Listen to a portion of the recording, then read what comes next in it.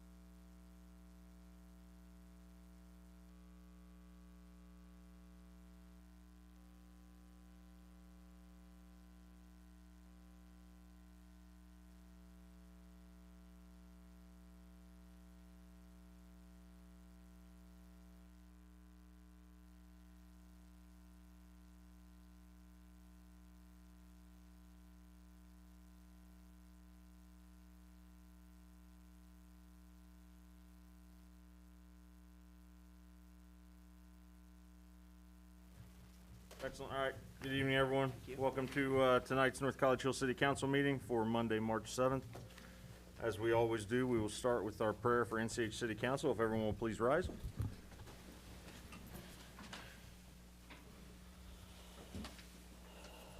God our Father, we are all your servants. We trust in your mercy and love. We trust also in your guidance.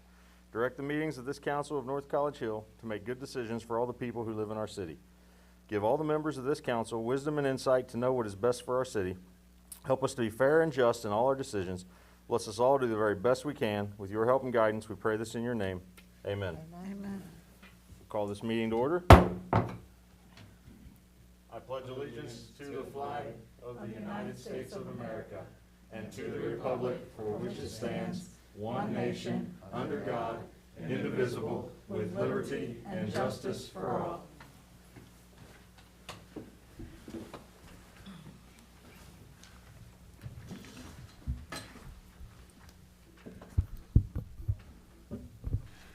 All right, Mr. Hedger was unable to be with us tonight, so I will call the roll. Ms. Dukes-Dean? Present. Ms. DeWald? Here. Ms. Underwood? Here. Mr. Miller-Novak? Here. Ms. Zorb? Here. Ms. Blythe? Here. Ms. Anderson? Here. And with that, we have an oath of office ceremony, so I will turn it over to the mayor.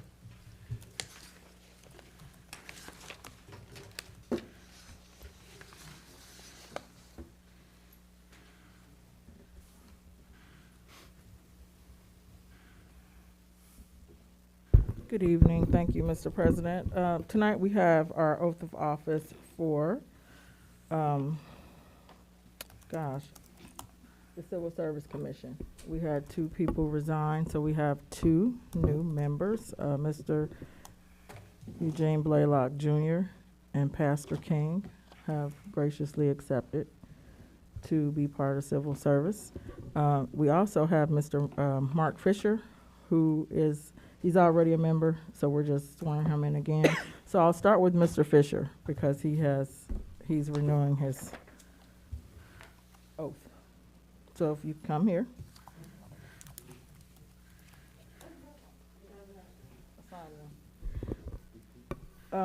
No, you'll repeat after me. Okay. So, oh, you do? Okay, let's hear your speech. So, I state your name. Do solemnly swear that I will support the Constitution of the United States and the Constitution of the State of Ohio. And the ordinances of the City of North College Hill. And that I will faithfully, honestly, and impartially discharge the duties of the office of North College Hill Community, this is wrong, Civil Service Commission of the Municipality of North College Hill, State of Ohio, during my continuance in office. That I will faithfully, honestly, and impartially discharge the duties of the office of the Civil Service Commission of the Municipality of North College Hill, State of Ohio, during my continuance in said office. Congratulations. Thank you. Want this copy? Let's switch. That's okay. You can sign that one and keep that copy.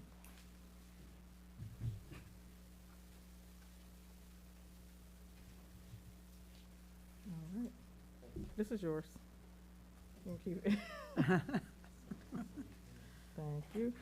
Next, I'll do Mr. Eugene Blaylock Jr. I'll do Pastor Charles King then. Pastor King? So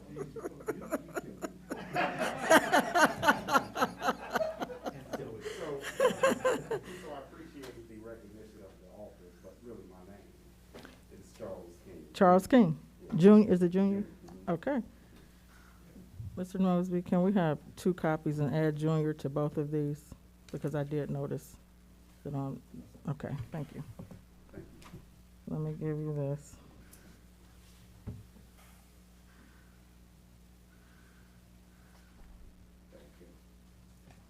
So if you will repeat after me. I state your name. Charles King Jr.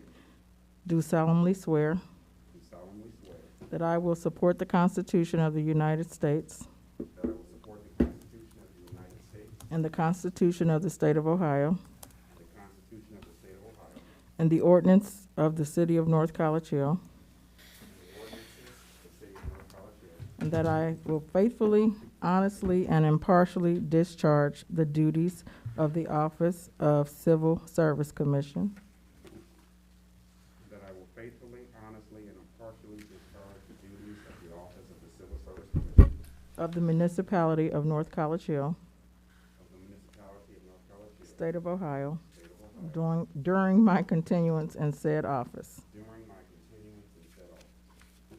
Congratulations. Thank you. Well, you know what? If you want to sign the corrected copy, that he'll print out for you. All right, thank you. And then we'll have Mr. Eugene Blaylock Jr.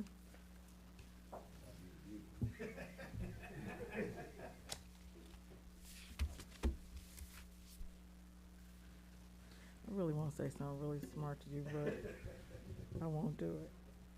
So if you would repeat after me, please. I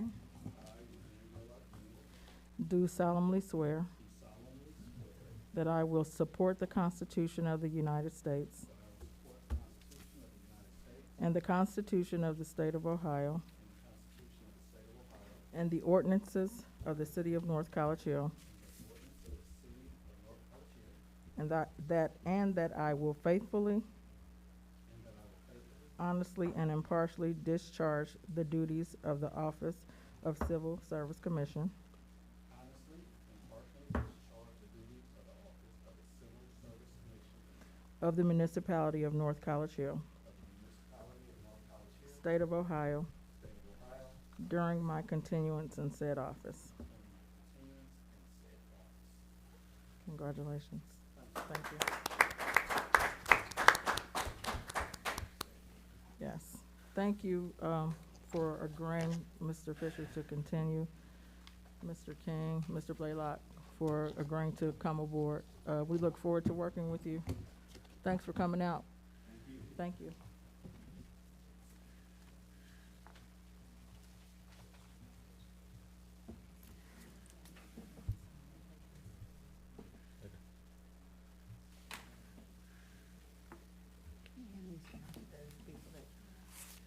Those all, I made you print.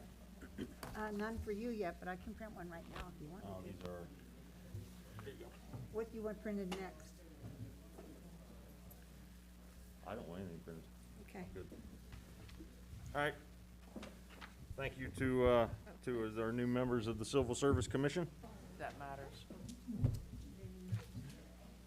Now, as we turn our eyes to the agenda, we do have tonight's agenda to vote on.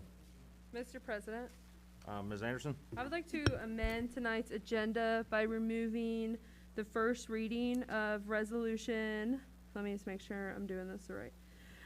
Resolution number 10, 2022, a resolution determining to proceed with the renewal of an existing police levy of a tax in excess of 10 mil limitation. Just before anybody seconds this, there was a little bit of miscommunication. The Public Safety Committee was told that we have more time on it, and we had asked if Chief Tran and Mr. Mosby could present a list of what they were gonna spend the tax renewal on before we sent it off to council. And since it's still being discussed in committee, I don't think that it should be on this agenda. Mr. President, Ms. Underwood? it's my understanding that we can put it on the agenda for the first reading and then send it back to the committee. Is there any reason why we should not do that? It would still give them an opportunity to present the information that they need to present, and we wouldn't be like rushing last minute to follow whatever rules we need to follow to get it, to make sure it's on the ballot in the appropriate amount of time. Mr. President, Ms. Zorb? it's my understanding from, because we did ask that similar question about rushing during the committee meeting. And I'm not trying to, because I know you weren't able to make it, but Mr. Mosby at that time told us that this can wait until August. It's not due to the county until August, so there was plenty of time for us to wait for the documentation from Chief Schran before it needed, and that, we had that full-out discussion in the committee meeting. Mr. President. And I see Ms. Dugstein shaking her head. She agrees, I'm assuming she agrees with that conversation that occurred. Ms. Anderson? Yeah, she took the words right out of my mouth, but also, your first question, for about having the first reading now and then passing it back, I feel like, if we're going by, if we're wanting to follow our own procedure, I think that it makes more sense to just keep it in committee until it's ready. But that is my personal opinion. I mean, I don't really love rules anyway, so whatever works for me, whatever works for you guys works for me, but. Mr. President, I'll second the motion. All right, motion on the floor from Ms. Anderson to amend the agenda tonight by removing Resolution 10-2022. Second by Ms. Zorb. Any other discussion? I will call the roll. Ms. Dukestein? Yes. Ms. DeWald? Yes. Ms. Underwood? No.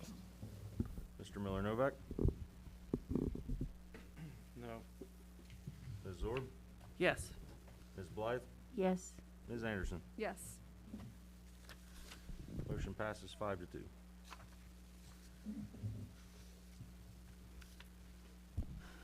Mr. President, Ms. Anderson? with the amendment, I would like to motion to adopt tonight's agenda. Mr. President, I'll second that.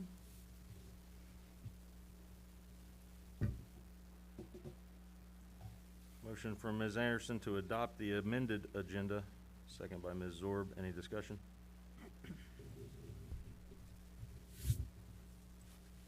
I'll call the roll. Ms. Dukestein? Yes. Ms. DeWald? Yes. Ms. Underwood? No. Mr. Miller-Novak? Yes. Ms. Zorb? Yes. Ms. Blythe? Yes. Ms. Anderson? Yes. Motion passes 6-1. Mr. President, Yes, Ms. DeWald. before we get any further into the meeting, I was unable to print any copies for the lectern. We have people in the audience tonight. Would you like a copy of the agenda? I can print them off super quick. Will you allow me that then, Mr. President? Yes, please. Thank you.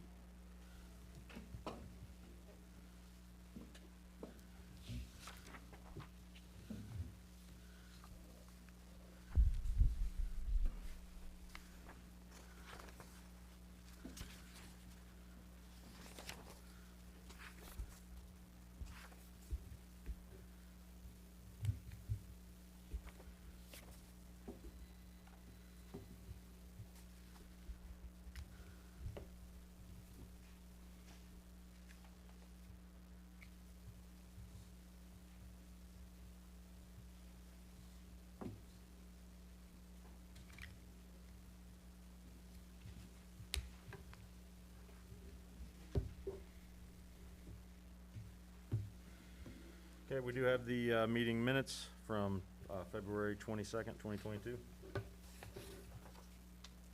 Mr. President, Ms. Anderson? I'll move to adopt the meeting minutes from February 2nd, 2022, or sorry, February 22nd, 2022.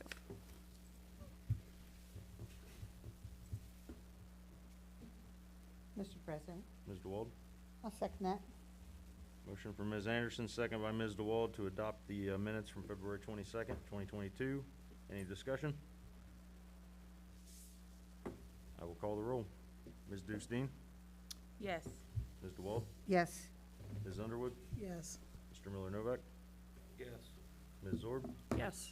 Ms. Blythe? Yes. Ms. Anderson? Yes. Motion passes 7-0. All right, next item on the agenda is communication. I do know that a couple of mayor's court reports were included. Was there anything else that I have missed, anybody saw?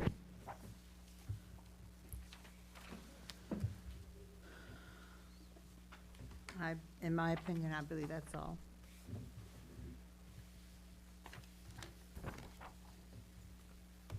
All right, then we'll turn to council committees, starting with City Community Development and Recreation. Thank you, Mr. President. We have not met since our last council meeting. Our next meeting is a week from today, March 14th at 6:30 here in council chambers. Thank you. Thank you. Budget and Finance? Yeah, I have nothing to report. We haven't met since our last meeting. And the next Finance Committee meeting will be the same day and location as the next Community Development Committee meeting at 7:30 p.m. Thank you. Rules and Public Policy? Thank you, Mr. President. I wasn't present at the meeting, so I would defer to Ms. Anderson, I believe, who ran the meeting that day. Yeah, I can, sorry, I should have been more prepared and I didn't think about that, but I can pull up the minutes really quickly if you just give me a couple seconds.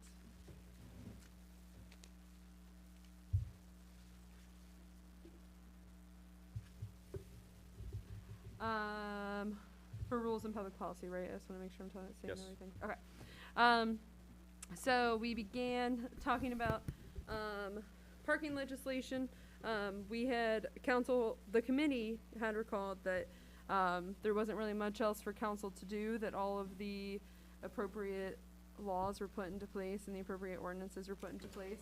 And then Mr. Mosby had pointed out that there were some things that were unclear as to if they were civil issues or if they were criminal issues. So he asked that we take a look at those, and he's getting those for us to take a look at and to change if necessary. And then for old business, we talked about legislative procedure. We ran through the document that Ms. Orb had presented to us from the Trenton City Council and how they do their legislative procedure, and we kind of broke that apart, figured out what we like, what we don't like, what works for us, what won't work for us, and I will have a kind of sloppy copy version of that for us to look at the next committee meeting. We didn't have time to get to council rules, process for committee meeting minutes and agenda, or summer session. We also didn't want to talk about summer session without Ms. Underwood there. I know that she has a lot of really strong opinions about summer session, and I don't want those to go unheard, so I requested that we don't talk about that we didn't talk about that at the meeting. For new business, we just briefly discussed the House bill that was recently passed that allows us to meet virtually, and as the members of the committee that were there, we kind of decided, too little, too late kind of thing. It didn't really apply to what's happening right now, so it's nice that it's there if we were to need it again, but right now it's okay. The action items were for me to make that sloppy copy, which I promise I have been working on it, and we adjourned at 7:40. And the next meeting is March 28th at 6:30. Thank you. Public Safety? Sorry, Ms. 16, do you have okay, would you mind sending them my way really quickly, or if you want to present them? The public safety minutes? Yes, the public safety. Okay, let me look on real quick. I can also just look at the agenda and kind of go off of that. Sorry, I should have been more prepared for this.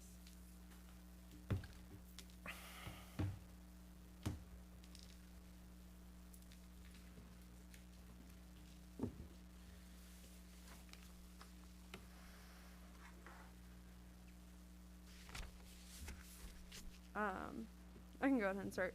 So, we talked about the police levy legislation. Some of what our discussion was already kind of shared tonight. Ms. Orb very kindly brought an old list of what was planned to be done with the previous levy renewal. I mean, This levy has not technically ended, the one that is currently in. So, you know, take it as you will, but there is still time to obviously get that list done. And then, in addition to that, I mean, you have to take into consideration COVID and everything that happened with that. But there were still a lot of things on that list that were, that just needed discussion and needed clarification. So we had asked if a more realistic list could be provided for this renewal. And Mr. Mosby and Mr. Schran, or I'm sorry, Chief Schran were very kind in saying that they would love to supply something like that. So that is kind of where that conversation let off. With that being said, they said, like Ms. Orberty said, that we have plenty of time left, so that's why this discussion was started early. We then did talk about speed cushions and kind of relation with speed humps and traffic calming study. We talked about possibly putting some rumble strips on West Galbraith Road to deter people from passing in the turn lane, and then possibly coming up with something for the hill from Oak Knoll to Sunday, to where? Down Hamilton. Down Hamilton from Oak Knoll to Sundale. Sundale, right, okay, just making sure. Yeah, something there to kind of, cause it goes from a 35 to a 25 while you're going downhill, so that's obviously a big speeding area. We also received a very, as Ms. Dukestein put it, palatable, police report, that it seemed, by our conversation, we were much more pleased with. It gave us much better information. There were still a few things on there that we needed clarification on. It seemed that a lot of the issues that we had weren't with the police department and the way that they were reporting it, but more with the way that the system works in general, which is just kind of, you know, unavoidable, but it's fine. So we had asked if Chief Schran could possibly come up with a, like, small summary of the report, to kind of explain those gray areas that are hard for us to understand. Was there new business? I'm sorry, I don't recall. There was not new business. I don't think so, sorry. No, I You're can't fine. find it right now, but I don't think so. You're okay. Okay, thank you. This is a team effort. And I don't believe that there are any other action items other than for administration, which I had already listed. And I don't remember what time we adjourned, but it was pretty late. And our next meeting is March 28th at 7:30. That's all. Thank you. Thank you, Ms. Anderson.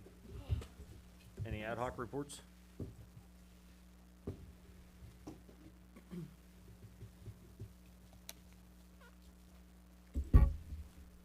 Hearing none, move to the administrative reports. Good evening, Madam Mayor.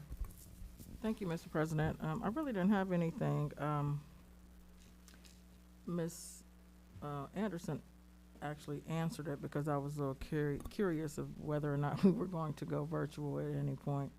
So I assume it's a no. And I just wanted to give the date, I believe, for the next CIC, which is the 17th of March, here at 6:30. And that's all I had. Thank you. Any questions for the mayor? All right, thank you. Next up is the city administrator's report. Good evening, Mr. Mosby. Good evening, Mr. President. I only just have a couple of things. Number one, I know that I had sent an email to members of council regarding the comprehensive plan update and the stakeholder meetings. I have heard back from a few, and I've forwarded that information to them. But if you all can find out whether or not if you can or cannot make the Friday meeting and let me know, I would appreciate it. And then there is a general meeting on Saturday. But if somebody cannot make it on Friday, they're certainly more than welcome to attend on Saturday if that's more convenient. And so that's all I have, Mr. President. Thank you. Any questions for the city administrator? Yes.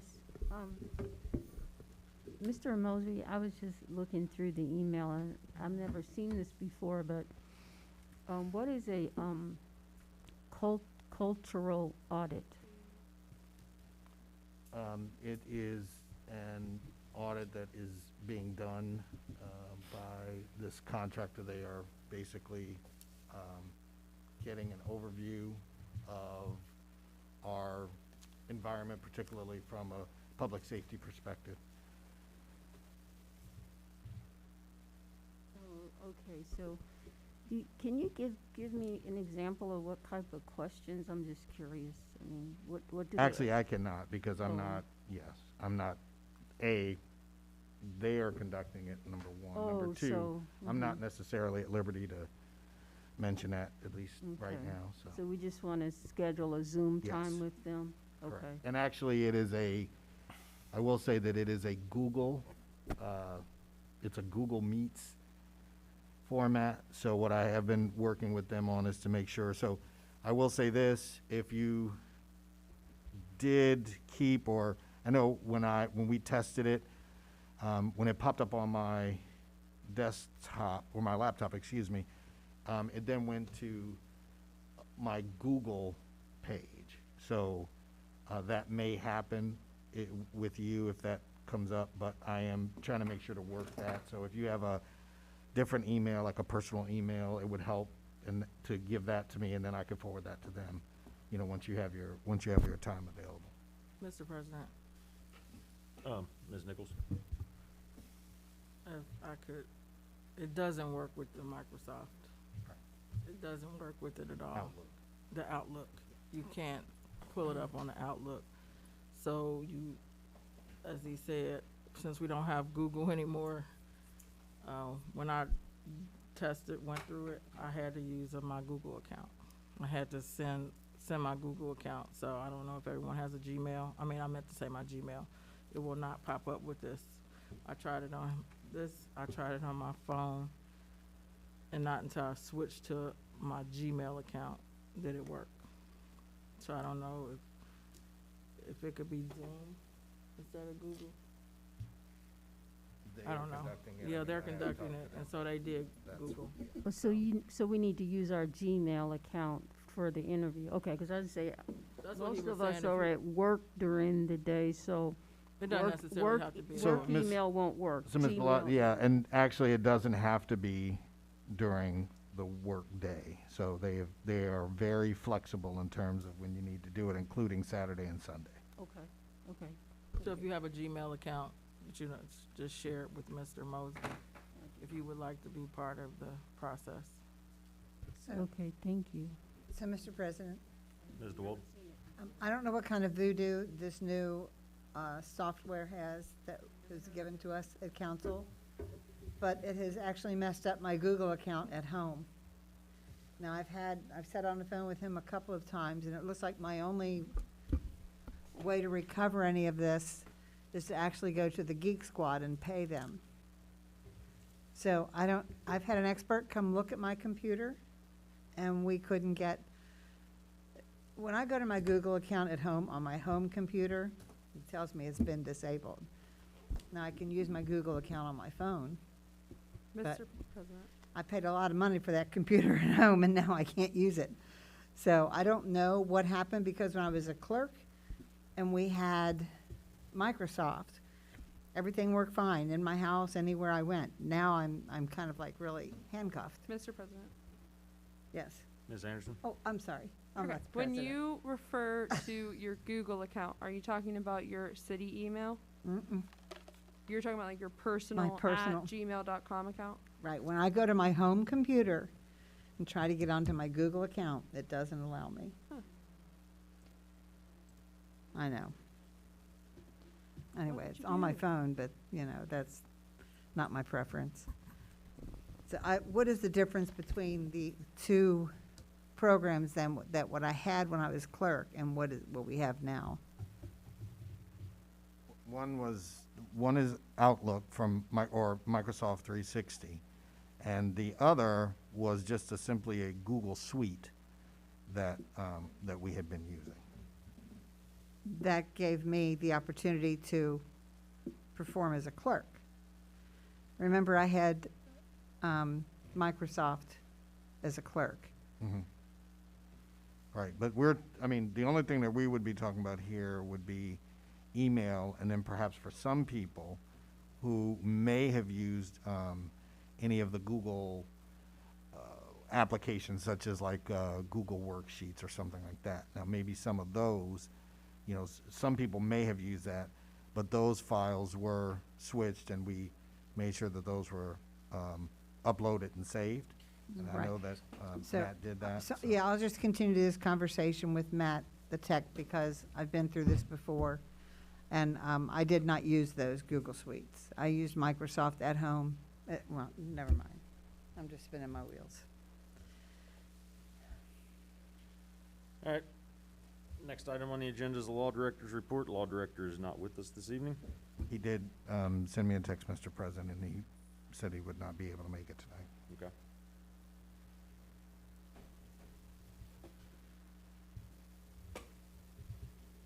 Next is the finance. Should we, Make a Off the motion to meeting? excuse him. did he get excused? I don't know. He said something about his car. I don't know. Do what? There was an issue outside in the parking lot, so. So, Mr. President, Ms. DeWald? should I make a motion to take a 5-minute break until Mr. Novak comes back? Mr. President, if that's a motion, I'll second it. Never mind, I won't second it, I lied. Never mind, I withdraw my motion.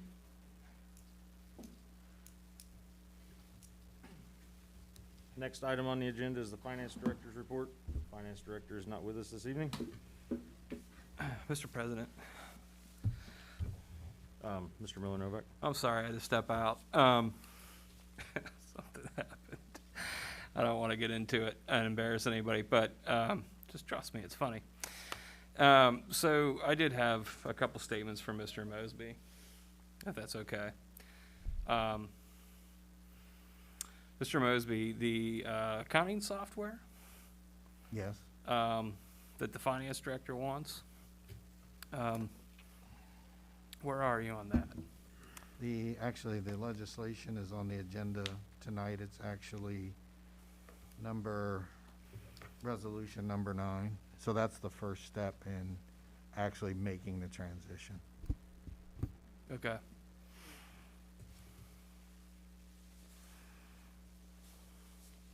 That's it. All right.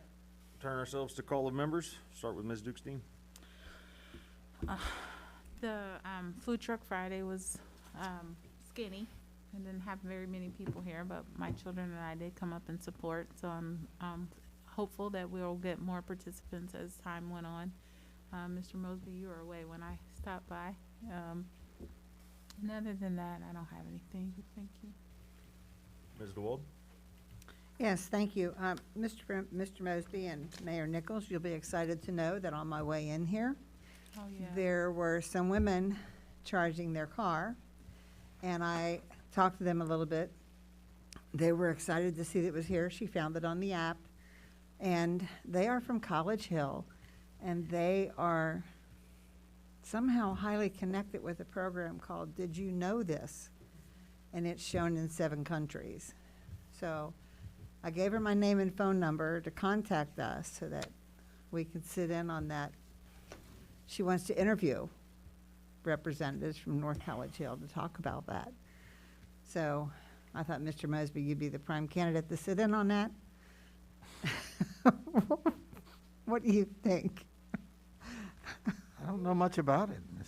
DeWald. Yeah, I know. I'm just joking. No, I don't, I mean, did you get their contact information? Because I'm not even sure who it is. Yeah, I'm not either. She took my information. Okay. My hands weren't exactly free to be taking information. So she took mine, she's gonna contact me, and I fully believe that that's gonna happen. Okay. Well, if you give it to me, then, yeah, I can Yeah. follow up with them. I will forward it on, yeah. So, Thank you. you're welcome.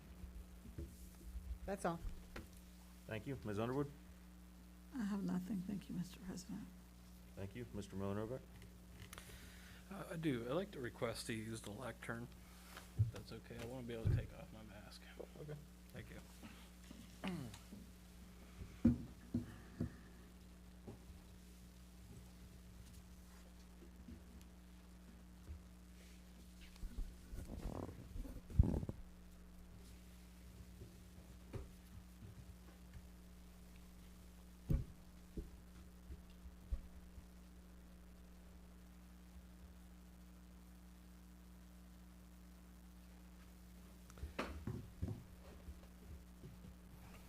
There's a few things I want to say. I am announcing my resignation today that will be effective as of March 20th, 2022.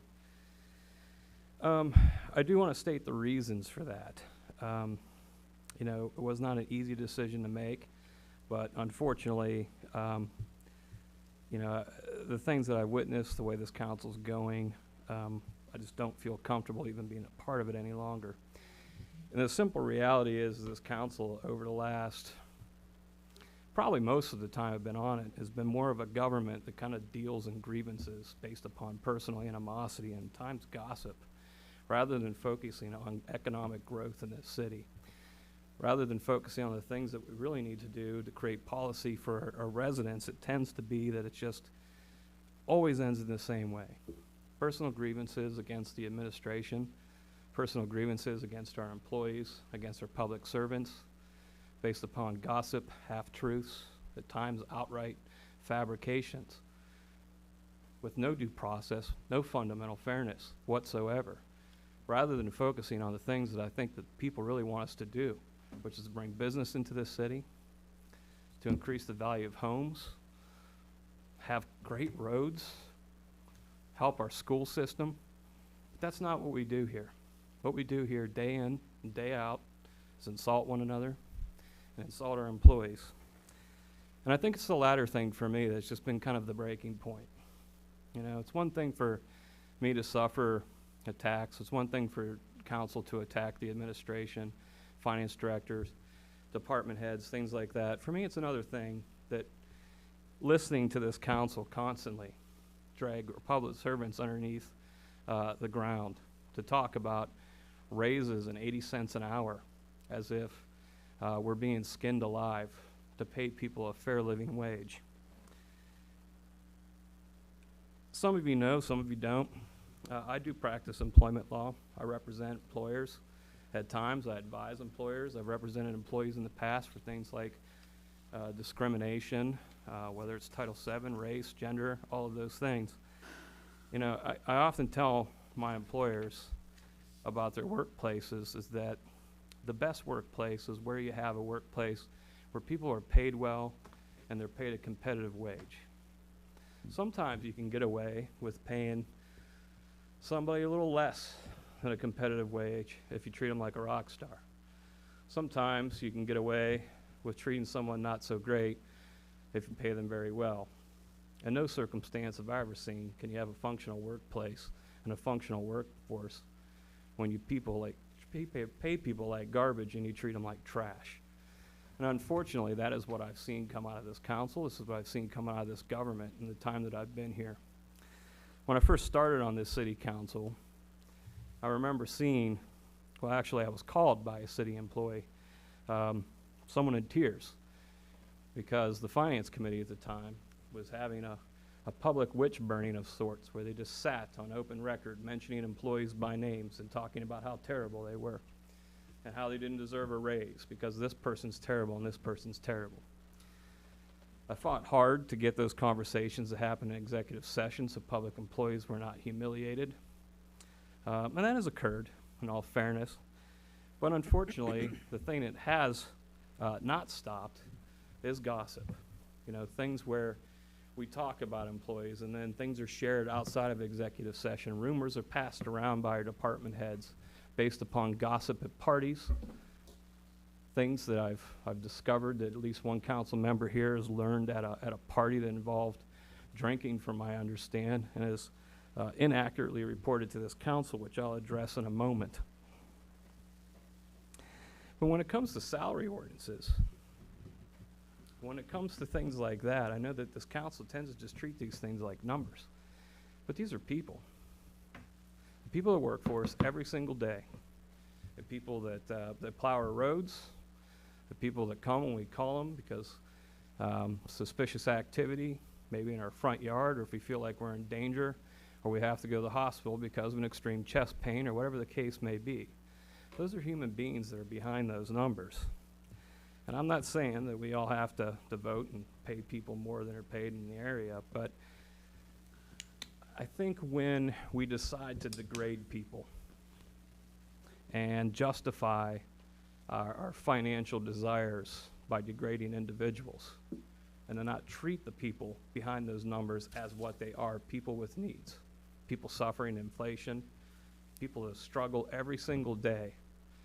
That hits me here to the point where I just don't get it, and I don't want to be a part of it. And unfortunately, it seems like a majority of council's gone that way, and I'm pretty powerless to do anything about it. But I do want to mention 3 things, I think, overall, that have been occurring lately. And unfortunately, I think they mostly involve the police force. And I do want to make it clear that I'm not saying any of these things on anybody's volition but my own. No one has asked me to say them. No one has cheered me on. No one has suggested that I should say these things. No one's fed me side information or put things into my ear. Instead, everything that I'm about to say, I investigated by calling, sources. Rather than listen to the gossip that came from this council, I decided to call people that had firsthand information to some of the allegations that this council has levied against people that are in our police department. The first thing that's come up on numerous occasions is an issue of overtime. There's one officer that is consistently criticized, and I don't mind mentioning his name because he's been criticized pretty flagrantly in open meetings. His name is Lieutenant Frank Petroselli. There's been allegations by the city council that Mr. Petroselli is in some manner unlawfully accepted overtime in a way that almost is criminal, and allegations that his behavior is somehow improper and inappropriate. At all times, when I was hearing these allegations levied against Mr. Petroselli, who I might add has been on this force for, I believe, at least 27 years, 29, yes. So he's been a police officer in North College Hill longer than at least one of you has been alive. He's been a police officer in North College Hill much longer than I've lived here. He's been a police officer in North College Hill longer than my son's been alive. 27 years. Most of us will probably never have a job that lasts that long, but for 27 years the man has served us in his capacity as a police force. Probably starting out, I guess, as a grunt and working his way up to lieutenant over the last several years. But the whole time that he was being accused, I have consistently said, well, let's pay a third-party investigator. Let's hire someone who is independent to do an independent investigation. I've said it to members of council. I've contacted police officers, including Chief Schran, and I've also contacted Mr. Petroselli himself. And the thing that surprised me and shocked me is the people who are accusing him of these wrongs seem very disinterested in the idea of getting an independent investigation. Rather, relied on their own conclusory statements based upon gossip. When asked who made these accusations or where this knowledge come from, and was continually given, I don't want to tell you the name. So it's an anonymous informant, I suppose, which is fine, but that's not exactly what we can make a decision on as a government. When I've talked to the officers about it, they have welcomed an independent investigation. Every time I've talked to them and suggested that maybe we should just pay someone to look into it, so some fundamental amount of fairness is done before any conclusions are made and people receive raises, don't receive raises, or they have their name wrongfully defamed throughout the public for things they did not do. If they did them, then we address it. So, unfortunately, to my knowledge, no such independent investigation has occurred yet the statements and the accusations continue, and the conclusory statements at that. Number 2, some allegations have been and rumors have been spread around by our police chief that I think are fundamentally unfair. My understanding is the accusations and through phone calls I've received and other pieces of information and rumors that something happened with one of our employees who was a female within the last year that caused her to quit, was inappropriate, involved images. Once again, I asked for an independent investigation. The people making the accusations seemed very uninterested in that. So I did some investigating myself. And what I determined was is that it appears that these rumors started with at least one council member going to a party, getting information, and telling other people in this party that this thing occurred and it happened soon. I looked into it, and it's come to this council's attention that these things that occurred did not even happen with one of our employees, number one, so that was a false accusation. Number two, it happened 5 years ago, not within the last year. And most importantly, that Mr. Schran actually did not sweep anything under the rug. He didn't ignore it. Actually, he took swift action. And how I found these things out is I called the former city administrator, who was the administrator at the time that this occurred. Her name was Cheryl Long. We had a conversation. I told her about the accusations about Mr. Schran, and she told me, very simply stated, those are absolutely not true. When it happened, Mr. Schran came to me. He reported the situation. He wanted to act. He wanted to act decisively, but it was my call. Ms. Long said it was my call. The decision that was made was completely my call, and Mr. Schran had no power to do anything else. We met with council, we were advised, and we handled the manner in the way that our council advised us to do it. She also reported that Mr. Schran was upset, that he was emotionally distraught. I'm sorry, Mr. Schran, because I see that you're here today, and I hate calling you out for that. But she said that he was emotionally distraught, and he actually wanted to take further action, and she advised him, no, you are to do what I say, this is what we're going to do, and that's what occurred. So it's extremely bothersome to me that when we're addressing things like a salary, when we're addressing things like Mr. Schran or his performance, that we're addressing it on a system of gossip. And we're not going the extra step. We're not doing independent investigations as a city. We're not getting to the truth of the matter. We're coming to conclusory statements based upon accusations of people who don't even work here any longer without doing any independent research to verify these statements. Finally, and in a way, I find this to be the most problematic because he's a big boy. He can handle some accusations. And so can Mr. Petroselli. And these things bothered me probably maybe more than they bothered them because I still believe in fundamental fairness. I've heard so many gripes, so many degrading statements made about our police force that they don't fine people enough, that they're not dragging people to mayor's court enough, that they're not punishing people enough, that they're letting things go, they're not doing their job. And the problem with that is twofold. Number one, in police force, in policing, there's always discretion. We've all been pulled over by an officer and given a warning. There's something to be said about compassion for our residents and our citizens that you could punish them and you decide not to. It's called goodwill. It's called, I know I can punish you, but I'm deciding not to. For whatever reason. Maybe the person that they pull over looks down and out. Maybe the person that they're about to give a parking ticket to is missing all the hubcaps and just doesn't look like he or she can afford the ticket. Which leads me to the next point. And this bothers me so much because, again, it's taken me 5 years on this council to even get this council to invest $1 single into hiring an economic development firm, or actually start talking about economic development. Where are we as a government if we're more concerned about making money to punishing underprivileged people in mayor's court, to fining people who have barely any money to pay fines? That's the way we want to support our economy. That's the way we talk about making money as a council.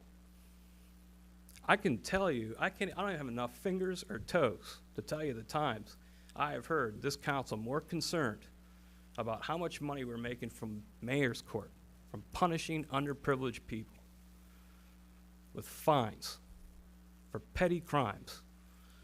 I can't count any times that this council has spent serious time deliberating about how to get new businesses on Galbraith. So there's a simple question for you to ponder, because I'll be gone and you'll never have to deal with me anymore. But there's a question to ponder. What's the best way to make money? What's the best way to support our economy?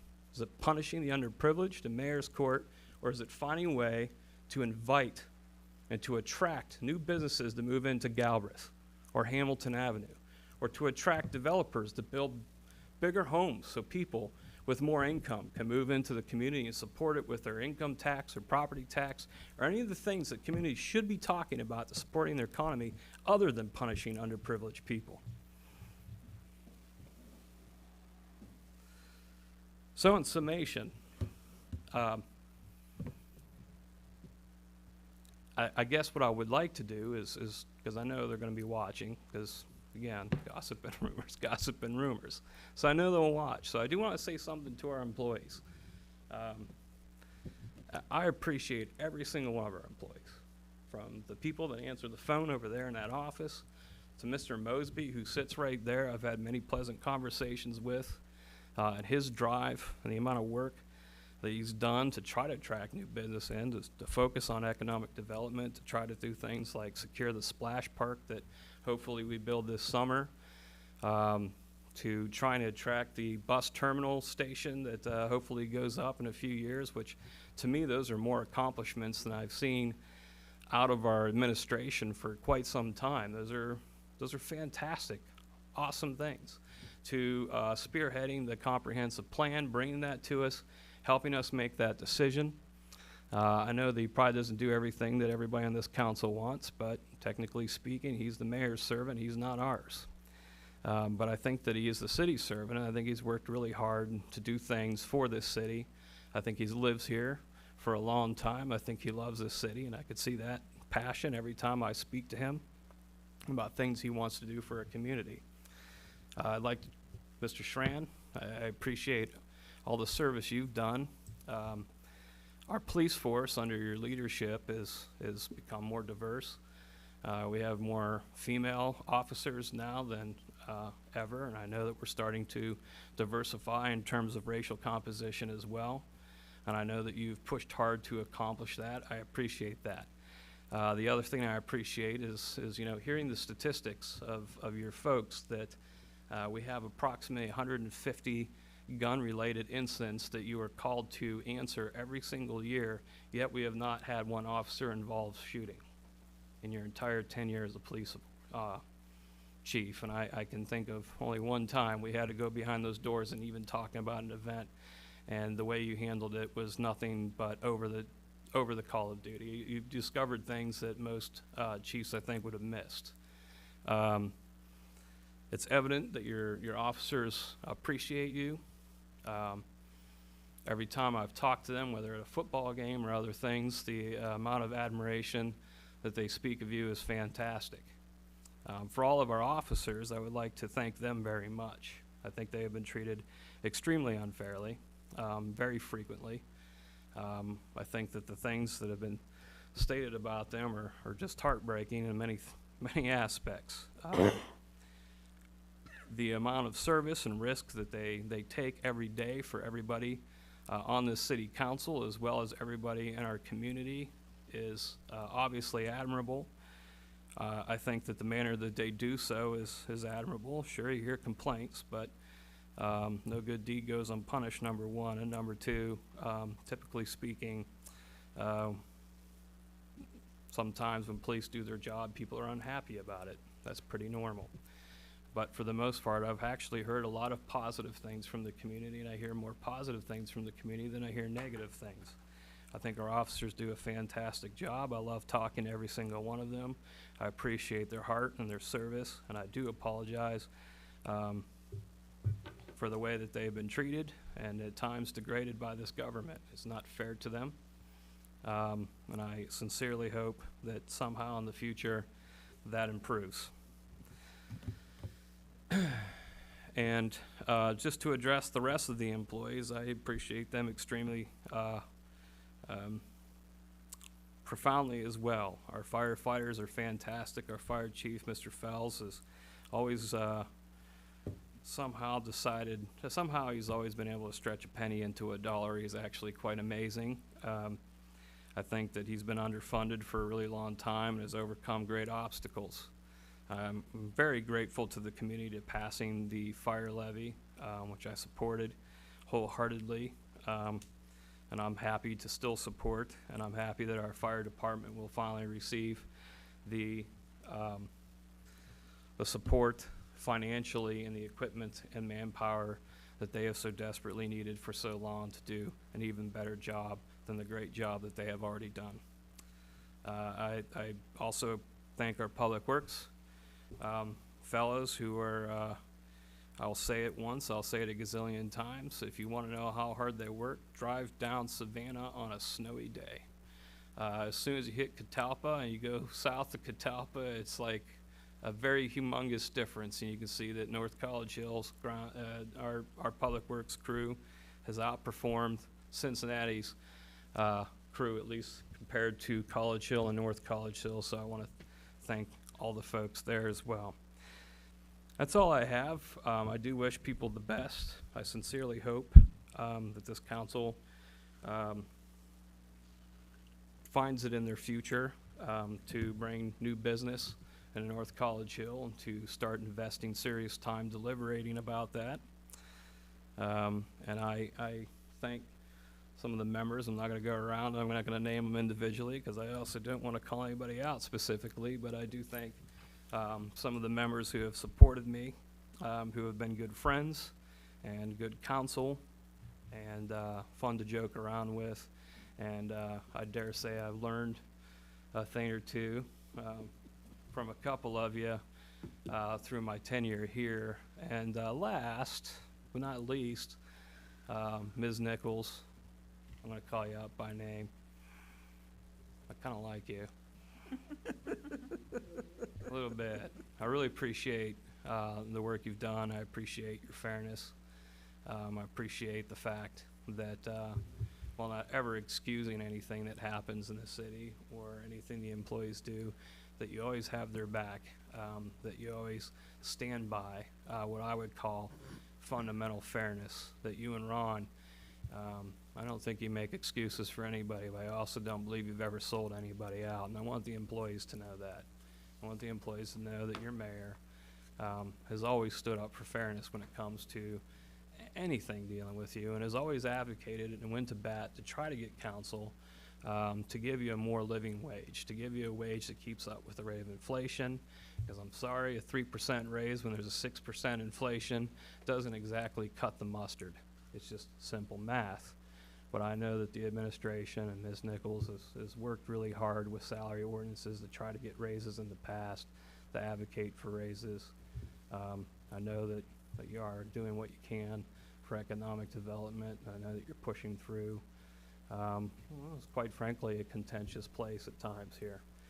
And you just have very good leadership qualities, and I'm glad that I supported you when you ran. And I look forward to hopefully supporting you in your future political career. And if you decide, like, man, I just can't take it anymore, then we'll just go eat barbecue and, like, have some fun and tell some old stories, I hope. But all right. So thanks, everybody. I'm sorry I took so much time, and I do appreciate you allowing me to use the lectern and take off my Darth Vader mask my mommy made me. Thank you, Mr. Miller-Novak. Ms. Zorb? I have nothing, thank you. Ms. Blythe? No comment. Ms. Anderson? Oh, I'm very excited to follow that up. Well, it's Women's History Month, so I just want to point out that we have a very strong women-led government and administration and city, and I'm very proud of that. With that being said, what I'm about to say, I have two things I need to make clear. This is not a lecture. I want to make this a conversation. I don't want anybody to feel like I'm telling them anything or I am talking at them or that I know more than them, because I don't. I just ask that all the members of council, including myself, members of administration, and the citizens of North College Hill, humble ourselves, as I'm not perfect and nobody in this world is. And if you're offended or made uncomfortable by anything I say, I would just like you to ask yourself, well, why am I offended? Why am I uncomfortable? Or could I be doing something to contribute to this problem? Second thing, I, along with many other strong and emotionally mature people, cry when I feel a strong emotion. So whatever you do during this conversation, do not take that as weakness. I am sad and I am angry, but I still have good points and I still have a voice that needs to be heard. Now that's just the perfect segue to what I want to say. While the ideas of femininity and masculinity are cultural ideals and not standard across the world, let's just all pretend that they are for this conversation. I want everyone to take a second and think of something that you would consider as masculine and something you consider feminine. I'm serious. Take a second and think about it. I told you it's a conversation. All right, well, I Googled things that are masculine, and the top search result was a very succinct list, and I thought that it was kind of funny. It said beards, cars, guns, fighting, and I am not kidding you, it said big dogs, and I laughed out loud when I read that, because I have a big dog, and I don't think that that's very masculine of me, but okay. And I'm sad to admit that I thought of some of these things too, you know, when you think of masculinity. Unfortunately, when you Google things that are feminine, though, there isn't a compatible list that comes up, but there is a top search result with a bunch of adjectives. These adjectives include being emotional, sensitivity, nurturing, supportiveness, cooperativeness, and helpful. Now, I personally do not see any of these as bad traits, but I do notice they're all centered around emotion and or relations to other people. Obviously, this city, this council even, is not excluded from this idea or norm. I recently received a phone call from a fellow council member.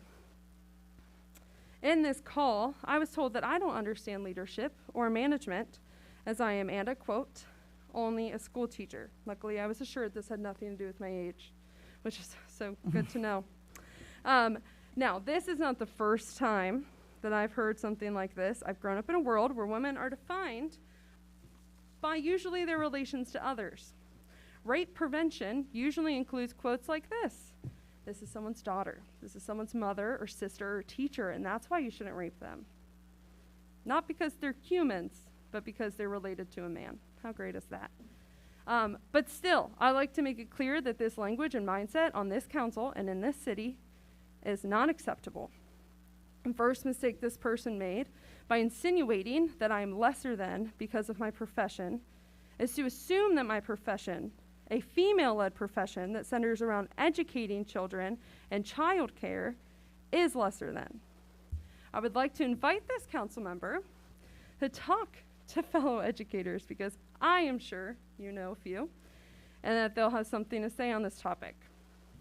The second mistake this person made was assuming that I'm only my profession.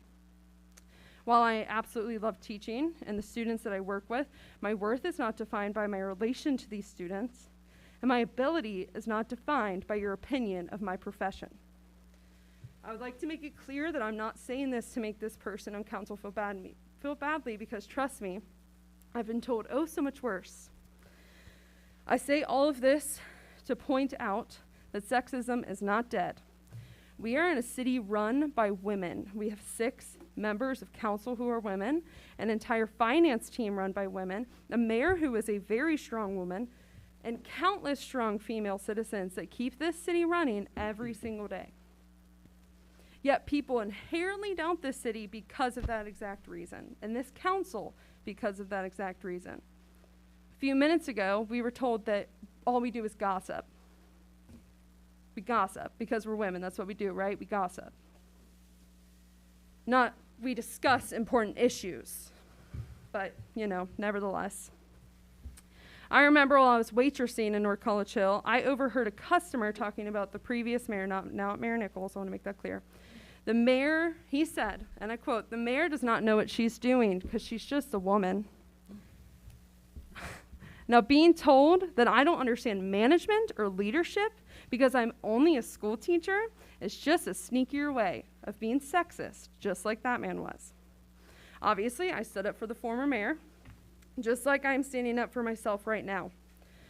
When I originally wrote down my thoughts, I planned to talk about my achievements and who I am in and outside of education, but I've come to a conclusion that those points just really don't matter.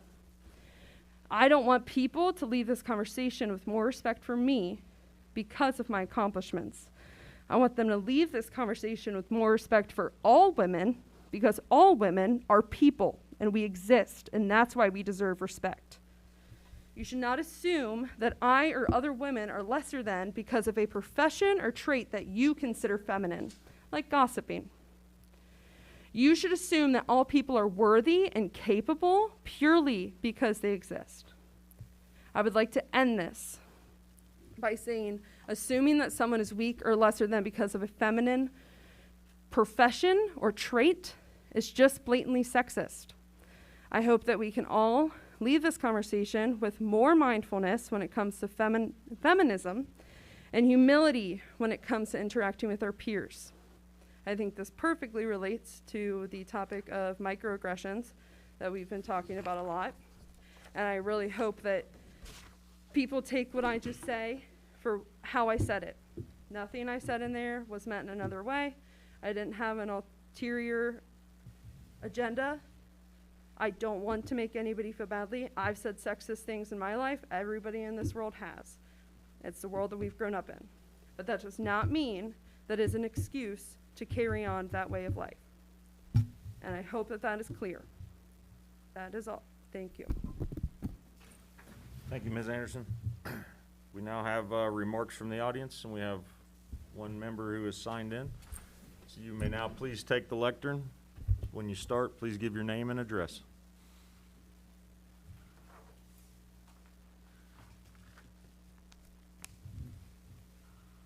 I'm Kathy Fisher, and I live at 2225 Rolling Ridge Lane, Green Township. And I'm bringing an issue about pay-to-stay legislation. Is this an appropriate time? Because I didn't see anything on the agenda about that. Mr. President. Ms. Anderson? So that legislation that you're referring to is still in committee. So I personally think this is a good time to bring it up. I don't know if anybody else has an opinion about it, but I think it's definitely a fine time to bring it up. Okay. But if you would like to come to the committee meeting, where it's actually being discussed next week at 6:30 here, but I don't want you to have to make 2 different trips. But if you want to come, you are very much welcome to come and participate in that conversation. But Okay. yeah. I have a little thing that I wrote up about it. Should I go ahead and? Yeah, please. Okay, all right. So, first of all, thank you for letting me share my ideas about pay-to-stay legislation. For anybody who hasn't heard, it's an eviction prevention legislation where if somebody's late on their rent and the housing provider has filed an eviction, already filed an eviction, that the rental resident is given an opportunity to bring forth the rent and the legal fees, et cetera, and then the eviction has to be dropped, okay? So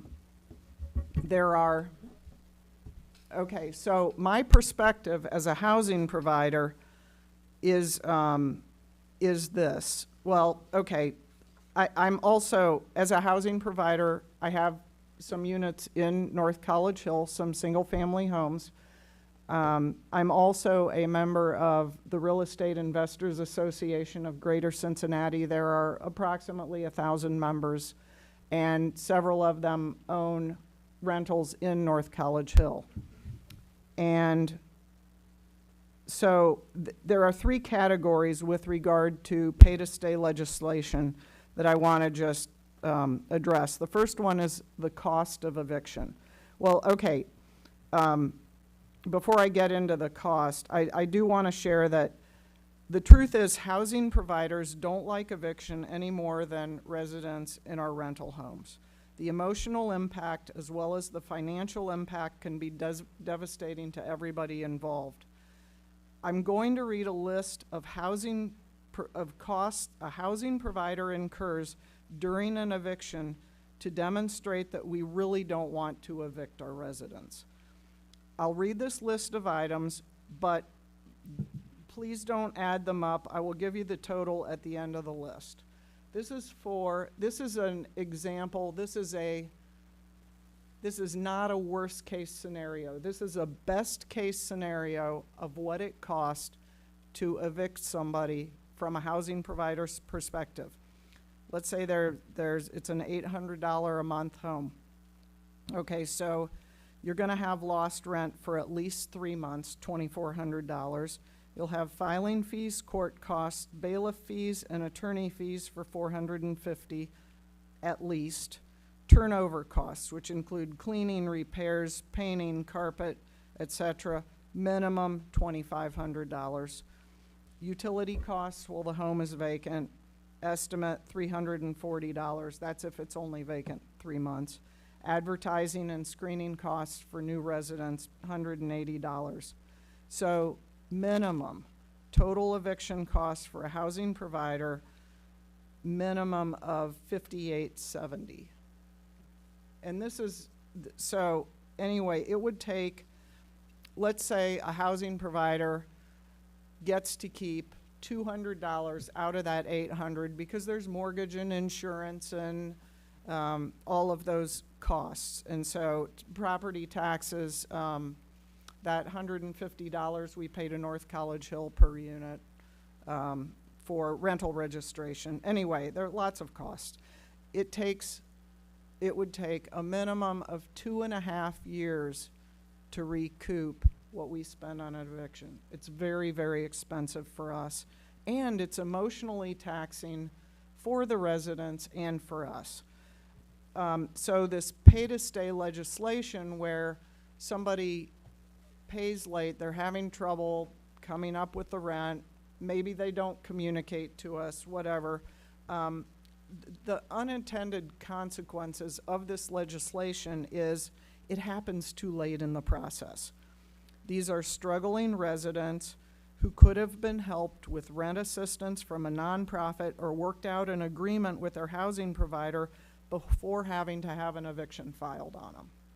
Something could have been done sooner with some communication, with some processes, with maybe some packets that are handed out when they move into the community, or we provide addresses and rental residents' names through the rental registration. We could send every rental resident a thing, here's what you do if you're in trouble, here are some resources, here's a process, here are some steps you can take. We could provide that because we have the rental registration. We have everybody's names, the rental residents. It's more expensive for an unattended consequence. It's more expensive for rental residents who not only have to pay the rent when they come to with this pay to stay, they have to pay the unpaid rent, they have to pay the filing fees, the attorney's fees, which had to be paid to file an eviction. Helping residents earlier in the process avoids these expenses. It also, in order to enforce this legislation, it requires more personnel from the city of North College Hill to be sure everybody is complying with the law properly. How do you track this? How does a small municipality who has limited staff and a part-time city council pay to get this done? City of Cincinnati has deeper pockets. They're doing pay-to-stay legislation. They have deeper pockets. They have more employees who can work on this.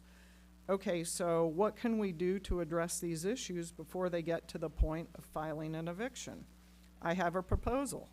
What if we all work together to come up with some solutions and resources to address these issues sooner in the process? It's better for everyone if we can keep people in their homes and community, providing more stable housing to those who are most at risk. Can we work together to find a better solution for everyone?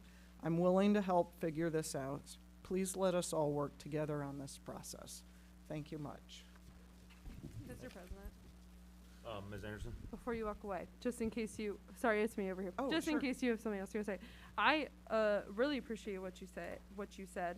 And, with that being said, I would really like to invite you to come next week to our meeting for when we do discuss this, cause I think that sounds like a great idea. I mean, we even discussed when the tenants union and the tenants came here to talk to us. I mean, we told them we're not Cincinnati.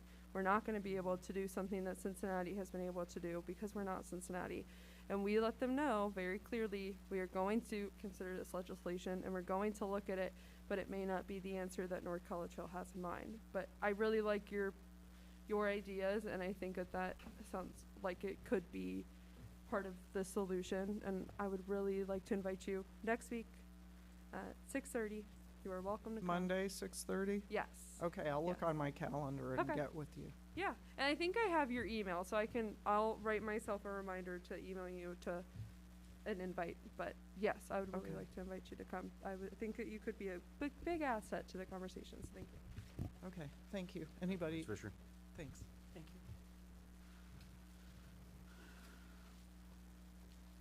All right, now we have legislation. First item of legislation is a first reading for resolution number 9-2022, a resolution to approve an agreement with the Ohio Auditor of State to participate in the Uniform Accounting Network. Mr. President, Ms. Anderson? before we move on from this, I just want to ask administration, is there any reason that we may want to move quickly on this? Is there anything you would appreciate from us? Mr. President, Mr. Mosby? thank you for asking, Ms. Anderson. The legislation that is before council does not have a time limit.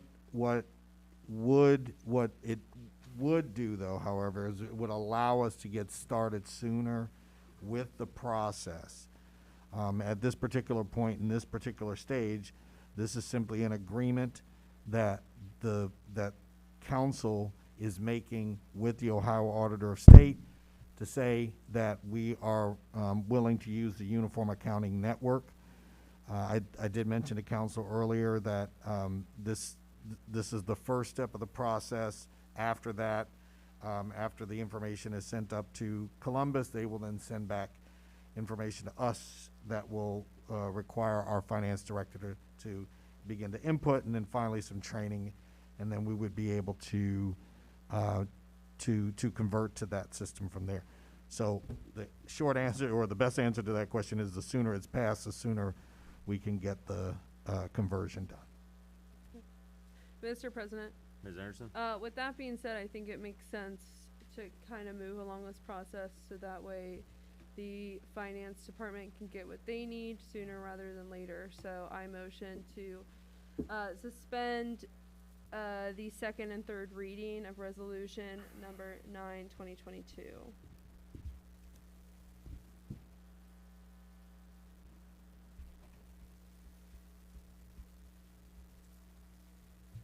Motion on the floor for Ms. Anderson to suspend second and third readings for resolution 9/2022.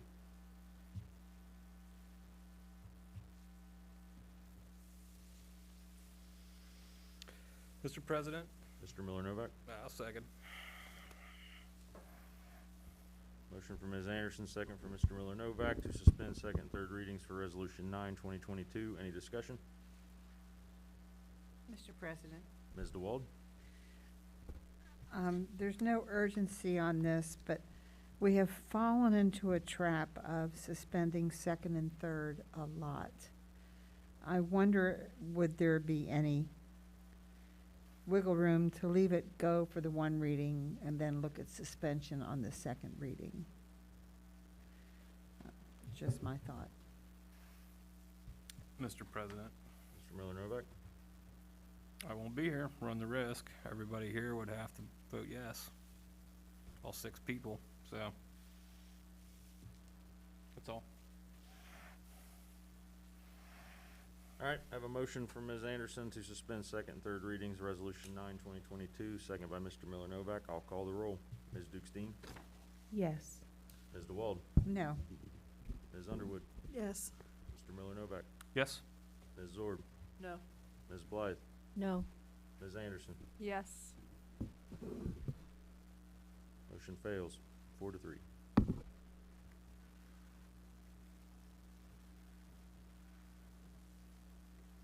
All right, next on the agenda is first reading resolution number 11, 2022. Resolution to authorize the city administrator to execute a collective bargaining agreement between the city of North College Hill and the Fraternal Order of Police, Ohio Labor Council, Inc. Mr. Mosby, would you care to add anything to that? Mr. President, just a question. Is there a resolution 10 or am I looking? Resolution 10 was removed Gotcha. and an amendment, I'm sorry. You were out for the moment. Okay. Apologize for that. Yes, this resolution is basically the result of the bargaining that we did with the full-time FOP, collective bargaining unit. We had spent several weeks working on this particular process. I believe that a copy of a draft of the collective bargaining agreement was sent to everyone, and so that is basically it. Thank you, sir. Mr. President, Ms. Nichols? I do apologize.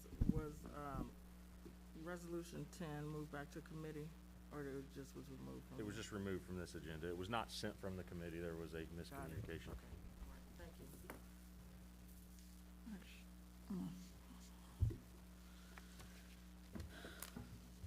There was no miscommunication, Mr. President. Sorry.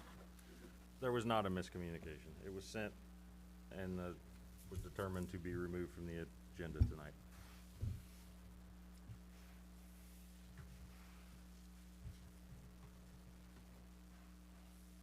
All right, move to further remarks from the audience.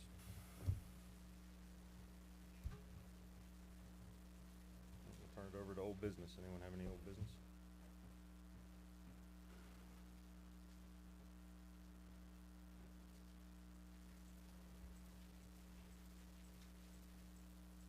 Anyone have any new business? I do. Mr. Miller Novak? Being that I resigned, and it's effective on the, I say 20th? Yeah. I believe that's what you said. Okay. So,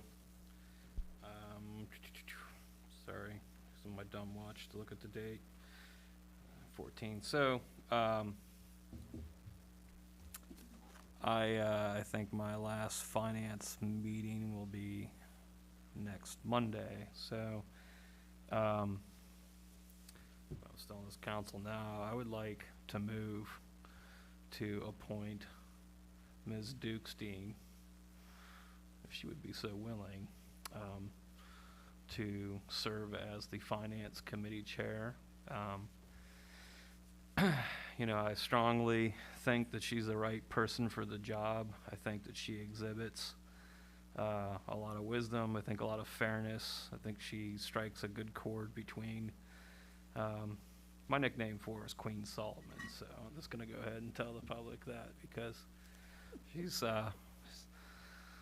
kind of got that human resources kind of thing about her, and always finds a way to split the baby and be fair, and I think that she'll find a perfect balance between the needs of the committee and council, as well as balancing those with the administration's kind of desires and working as a fantastic mediator and deliberations and debates. So I don't think there's a better person on this council to do it, so I highly recommend her, and that's my motion. Mr. President, Ms. Anderson? I'll second that motion. Mr. President, Ms. DeWald? can we have a discussion on that? We usually do. Is there anyone else that might want to step up? I mean, just because he thinks that's a good idea. Is there someone else who's been here that might want to be head of finance?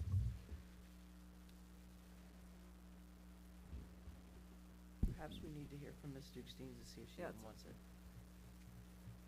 Yes, yes.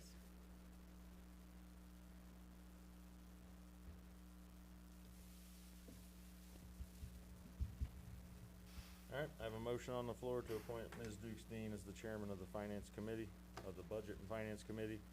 That motion's by Mr. Miller Novak, second by Ms. Anderson. I will call the roll. Ms. Dukestein, Yes. Ms. DeWald, Yes. Ms. Underwood, Yes.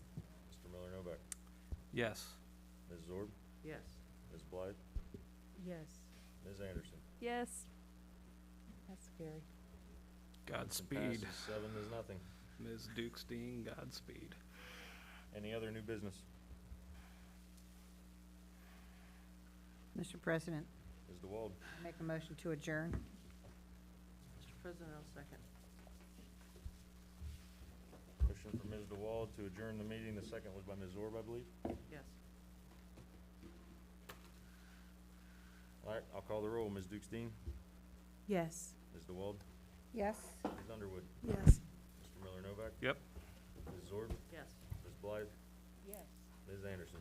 Yes. Motion passes 7-0. This meeting is adjourned.